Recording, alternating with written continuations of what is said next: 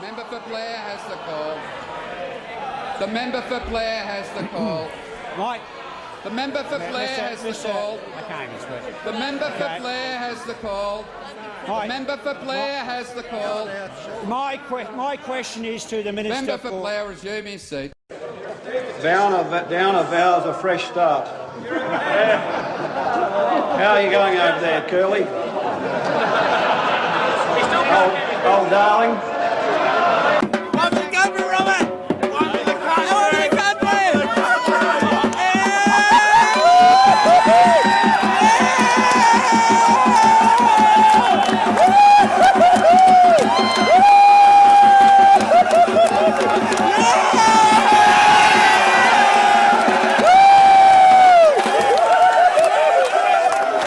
Tell them to cancel this meeting at 6 o'clock, will you? I don't have the fucking patience to do it. The lyrics of a song called Beds Are Burning. And have a listen to this. Have a listen to this. Righto.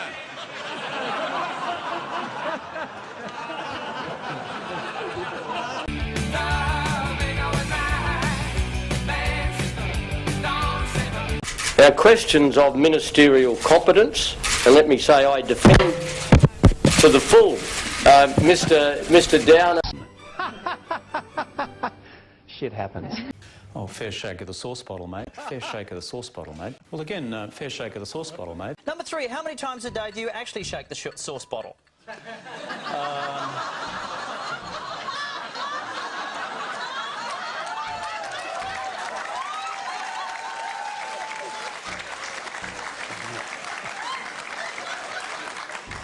This is called pause for thought.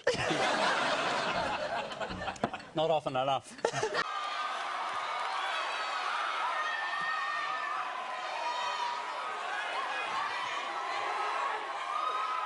I take it you'd like me to sing. I sing like a cow. I want your support to do this. You and you and you and you and you. Every one of you to make a difference. The Prime Minister isn't here. Where is he? We want the Prime Minister here.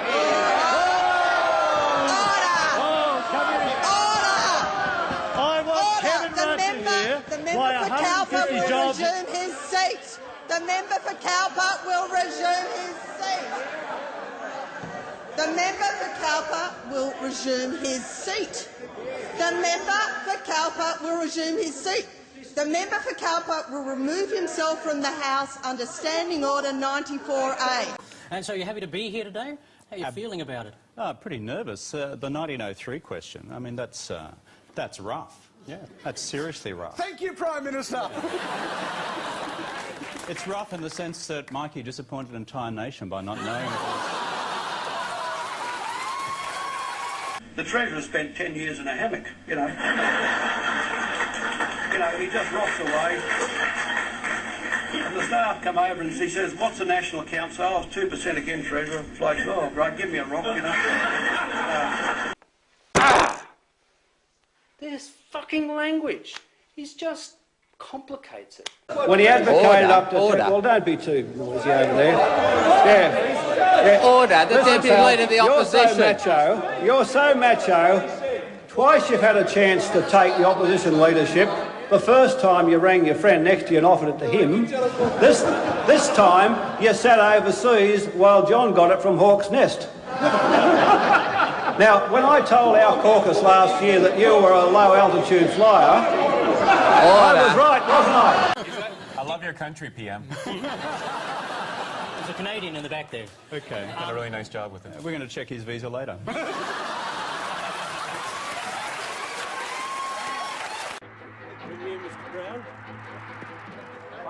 So he can't bowl, but I hear he's a good catch. No. I mean, if Tony Abbott ends up the Prime Minister of Australia, I mean, you've got to say, God help us. God help us, you know.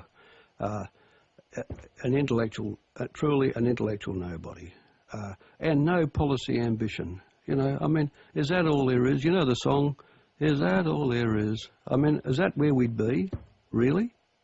I mean, I used to... Look, he turned up in the last couple of years when I was Prime Minister. I always regard him as a sort of resident nutter on their side. Separate him.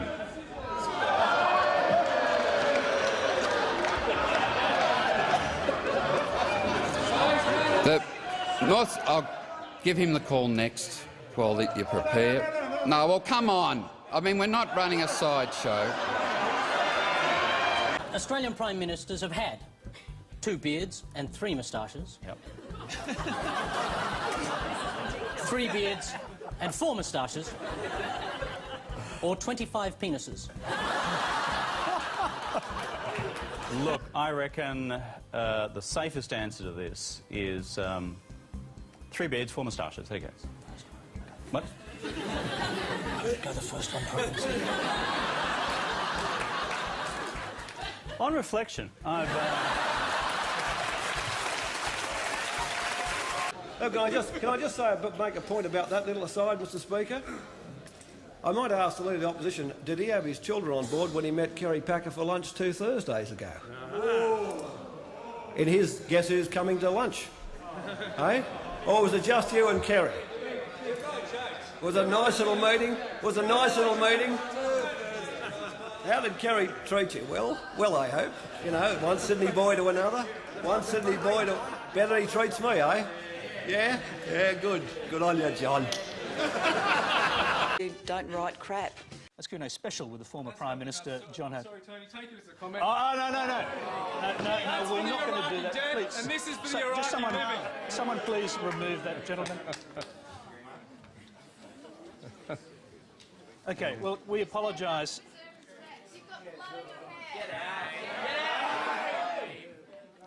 Okay, obviously we apologise for that. That's all right, don't worry.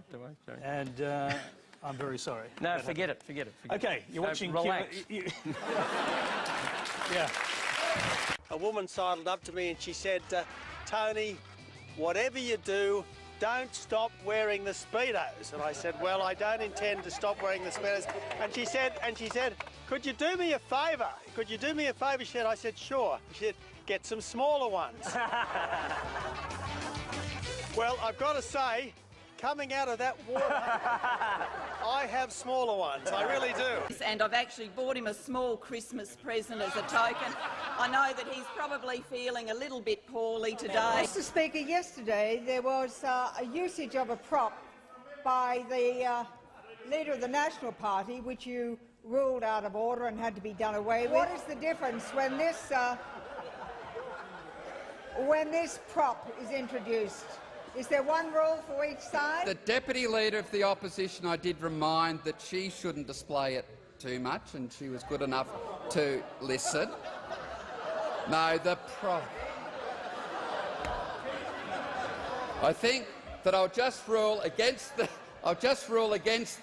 member for Mackellar's point of order and get myself out of the second hole I've dug today. And just remind the House that whilst the member for Mackellar was on her feet, I was reminding the Deputy Prime Minister that she'd used her props long enough, and that's enough. And I'll try to be silent for the rest of question time. The Deputy Prime Minister. Thank you very much, Mr. Speaker, and I'll move right on before we start debating censorship laws, which was where that was all going next, as far as I could tell. There's Gretsch to get rid of, and of course there's those Deputy climate Prime change Minister will deniers. resume her seat. Member for Mackellar on a point of order. Mr. Speaker, I think I preferred the props. Could we return?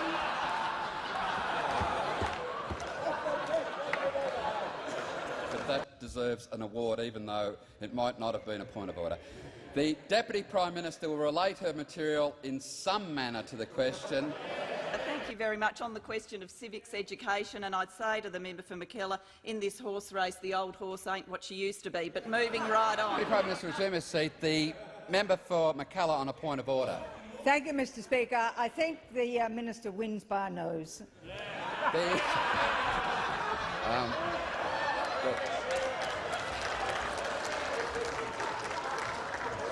But I cannot believe that the member for Mackellar could get 2 awards, but the Deputy Prime Minister. Thank you very much, Mr Speaker. It's true to say I've got a genetic advantage. I'm prepared to pay that, absolutely. Just fucking hopeless.